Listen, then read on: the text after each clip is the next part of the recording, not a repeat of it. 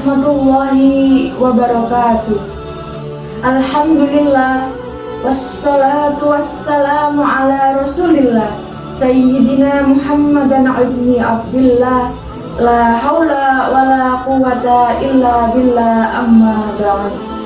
Alhamdulillah, segala puji bagi Allah Subhanahu wa Ta'ala yang Maha Pengasih dan Maha Penyayang, yang membalas doa hamba-hambanya apabila kita berdoa dan mengingatnya. Pertama-tama, marilah kita panjatkan puja dan puji kehadirat Allah Subhanahu wa Ta'ala yang mana telah mempertemukan kita kali ini dengan keadaan sehat walafiat. Kemudian salawat serta salam tak jemu dan tak bosan-bosannya kita berikan kepada baginda Muhammad Sallallahu Alaihi Wasallam dengan mengucapkan kalimat Allahumma salli wa sallim wa barik alaihi. Pemuda adalah masa di mana mereka memiliki kepekaan yang tinggi, berpikir kritis, dan mampu mengoptimalkan setiap potensinya. Pemuda sebagai tonggak estafet bangsa, pewaris perubahan dunia, maka hancur makmurnya sebuah bangsa di masa depan bergantung kondisi pemuda sekarang. Hadirin yang dirahmati oleh Allah Subhanahu wa Ta'ala, masa muda adalah masa yang penuh harapan, masa yang penuh dengan romantika kehidupan, dan masa yang penuh dengan kekuatan.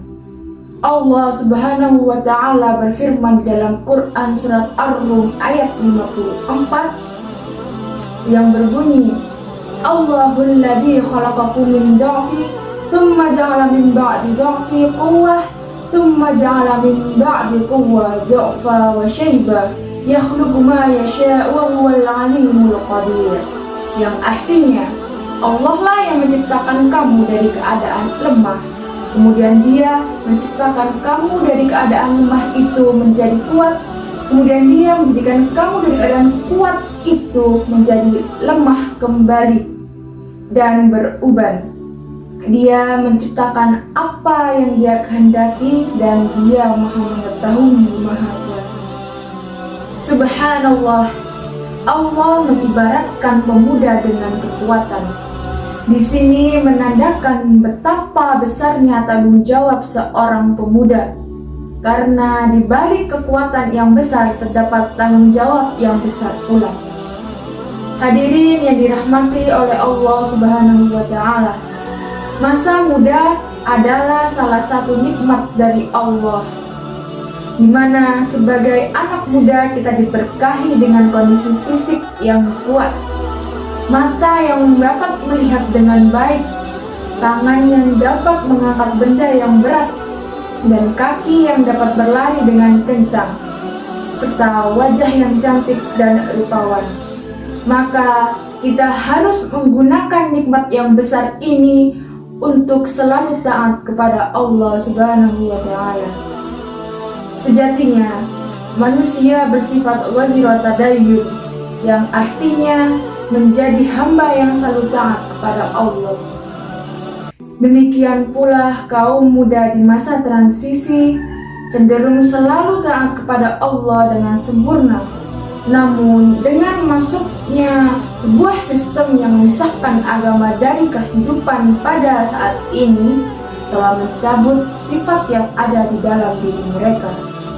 Hadirin yang dirahmati oleh Allah Subhanahu wa Ta'ala, Habrul Ummah Sayyidina Ibni Abbas radhiyallahu anha berkata, tidaklah seorang nabi diutus melainkan dia seorang pemuda, dan tidaklah seorang yang diberikan ilmunya melainkan dia seorang pemuda.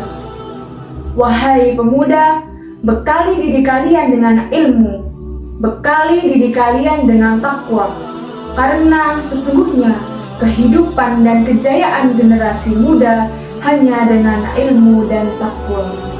Abu Abdullah Muhammad berkata dalam syairnya, hayatul qatta wallahi bil ilmi wat taqa idza lam yakuna la i'tibara lidati.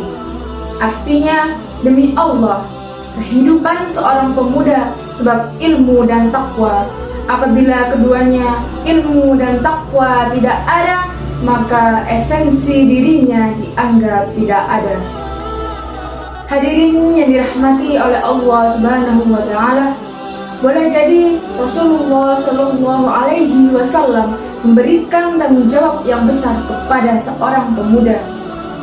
Ketika Rasulullah memberikan tanggung jawab yang besar kepada Zaid bin Harisah dan Ja'far bin Abi Thalib serta Abdullah bin Rawahah, mereka semua dalam keadaan muda, tetapi Rasulullah Shallallahu Alaihi Wasallam memberikan tanggung jawab kepada mereka sebagai panglima perang. Di antara peperangan kaum Muslim dan kaum Romawi yang kita kenal dengan perang Mu'tah, Rasulullah Shallallahu Alaihi Wasallam juga menjadikan Umar bin Zaid sebagai panglima perang. Padahal di sana banyak sekali orang-orang yang usianya lebih tua dari Umar bin Zaid, tetapi Allah menjadikannya pemimpin perang. Hadirin yang dirahmati oleh Allah Subhanahu wa Ta'ala, dari kisah ini kita bisa melihat betapa besarnya tanggung jawab seorang pemuda bagi agama, bangsa, dan negara. Syekh Mustafa Al-Ghayayini, Pujaga Mesir, berkata, sesungguhnya di tangan pemuda perkara umat, dan sungguh di kaki pemudalah kehidupan umat. Syubanul yaum rijalul ghad, pemuda hari ini adalah pemimpin yang akan datang. Hendaknya para pemuda dalam kehidupannya mampu menanamkan harapan dan merealisasikan tujuannya. Waktunya diisi dengan ilmu yang bermanfaat, dengan amal yang soleh, dengan ibadah dan ketaatan kepada Allah, disertai wawasan yang luas, dan dalam visi misi yang membuahkan hasil dan produktivitas yang bermanfaat, serta amalan-amalan yang meluruskan tingkah lakunya dan mengangkat kehidupannya. Hadirin yang dirahmati oleh Allah Subhanahu wa Ta'ala, pemuda adalah cahaya yang mempengaruhi masyarakat dan orang-orang di sekelilingnya. Seorang pemuda memerlukan tekad untuk menjalani hidup dengan kepemimpinan yang dibangun di atas kepribadian yang bijaksana, mengendalikan jiwa dan menahan hawa nafsunya, serta mengarahkan jiwa kepada kebaikan, sehingga mereka kemudian menjadi generasi penerus yang siap menghadapi tantangan zaman. Pemuda merupakan generasi penerus estafet perjuangan bangsa. Sudah seharusnya seorang pemuda memiliki semangat juang yang tinggi untuk keberlangsungan nusa, bangsa, dan negara.